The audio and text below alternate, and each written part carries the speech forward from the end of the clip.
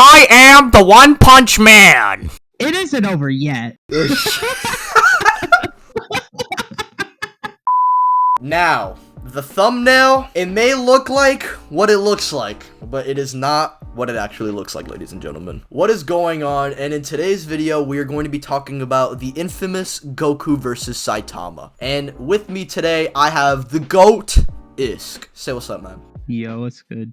And we are going to be talking about specifically the recent chapters of One Punch Man and how Saitama is going to be stacking up against current Super Goku, and we are specifically using the anime because I don't read the manga because it sucks. Now, how we will be doing this is Isk will be specifically going over the arguments for Saitama, and I will be following up with the Goku scaling, saying how he scales above Saitama. Because even though the thumbnail looks like Saitama's one-shotting Goku, this video is going to be talking about why Goku slams Saitama. Alright, so first thing we'll be bringing up is the argument with the run the whole space whole thing. So basically, like, even like if you grant like all the arguments being true, because there are contentions against it, but we'll just not get into that right now.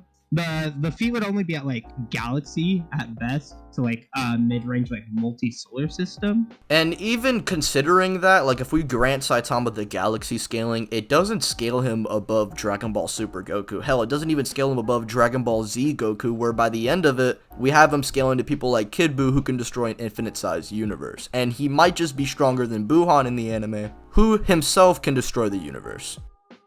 So the next thing is a measurable speed, which is a bit more contentious.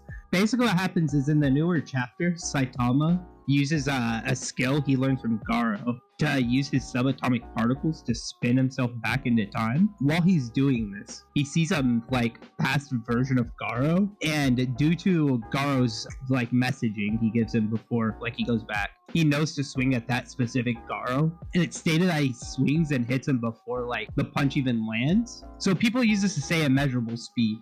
But the issue with it is, as Garo himself even admits, he does this via technique, and his techniques can use like abilities that normal physical people can't do. For example, like his gamma ray burst technique.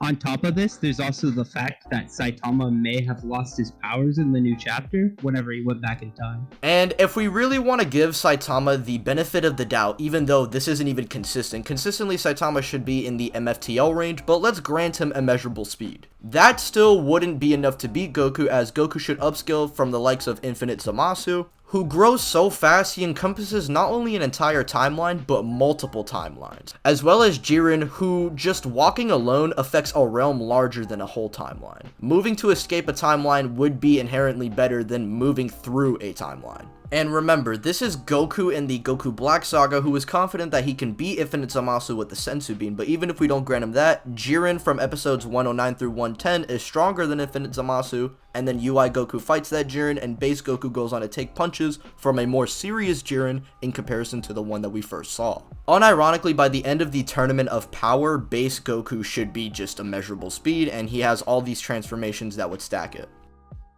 So another point people use for Saitama is his adaptation. Basically, Saitama adapts so fast that even Garo himself can't keep up, which has been stated and affirmed multiple times of the story that like Garo's constantly growing, even in his monster form. And while this is decently impressive as he grows exponentially so faster than him to a level where he would even reach Goku's base form, as his growth is limited to a finite degree. Whenever he's fighting Garo, this is directly shown, not only through the fact that Garo gets finitely stronger since his Darkshine fight where he supposed like also breaks his limiter, there's also them being graphed in the new chapter to show their power. So with these two things together, it should show that Saitama only grows to a finite degree. Yeah, Saitama's adaptation is pretty good, but it's nowhere near limitless, or he doesn't have infinite potential or any of that corny stuff that a lot of people like to say. But Goku's tier of adaptation is so much greater than Saitama's that exponential growth can't really ever reach Goku's level. Let's just look at Goku's adaptation throughout the Tournament of Power, going from not even being able to phase Jiren in his blue form, to taking punches from a Jiren who is starting to get a little more serious in base. And not to mention, this same fatigued Jiren is also pressing Android 17, who never loses stamina, and is still comparable to the likes of Evolution Vegeta and Blue Kaioken Goku, who already is way stronger than the Goku from episodes 109 through 110. So just his growth through the Tournament of Power shows that it's way higher than Saitama's. And you guys want to argue how Saitama has infinite power growth, but Goku unironically has shown infinite levels of said power growth. Saiyans as well can also be argued to grow faster, with Ki training shown to reach multi-dimensional powers and God Ki being even greater. And Saiyans as weak as Kale and Caulifla can adapt to it, let alone Goku, who's comparable to those two while fused. Kale and Caulifla might unironically outpace Saitama in terms of power growth. And let me not just get the multiple statements shown throughout Dragon Ball Z and also Super that Saiyans literally have no limits.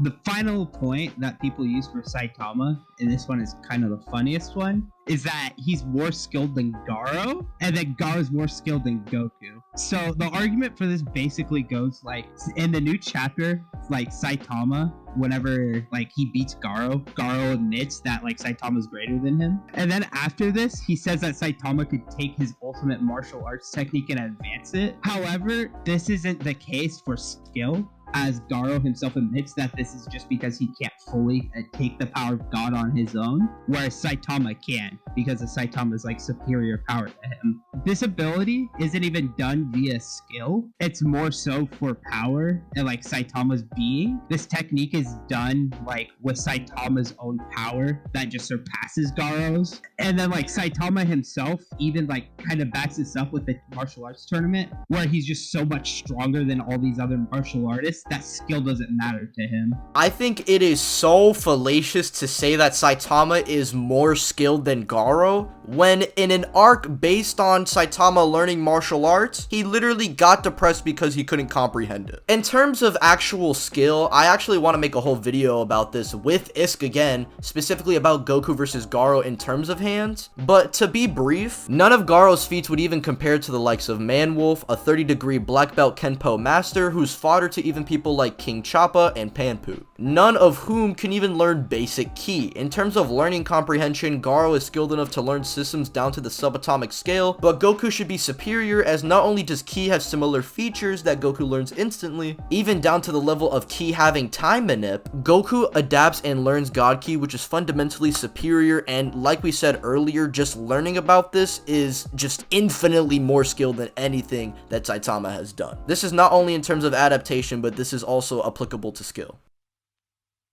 Now, Isk, I want to ask you a question. How far does Saitama get with the versions of Goku? Which versions do you think can he beat, and which versions do you think he can't beat? Well, given the scaling that we grant like Spaceful, and he's like Galaxy to Multisolar, and MFTL based off of the feats that have been consistently out there, he should probably getting to like around the Namek Saga, if not Cell Saga, but no further than Buu. Yeah, I agree, especially with the fact that Frieza Saga level characters might be able to be argued to be multisolar based on the anime, and plus we also know that in the Cell Saga, Cell says that he can destroy the solar system. So Saitama might just beat up the whole Cell Saga, and hell, maybe even some of the Buu Saga characters, maybe like Majin Vegeta perhaps, but in my opinion, he doesn't even get close to the end of Buu Saga Goku, and if these two were to duke it out, I think Dragon Ball Z Goku is just going to be throwing a Dragon Fist through Saitama, unless you think he's immeasurable, of course, but even then, he doesn't have the AP to harm Goku, so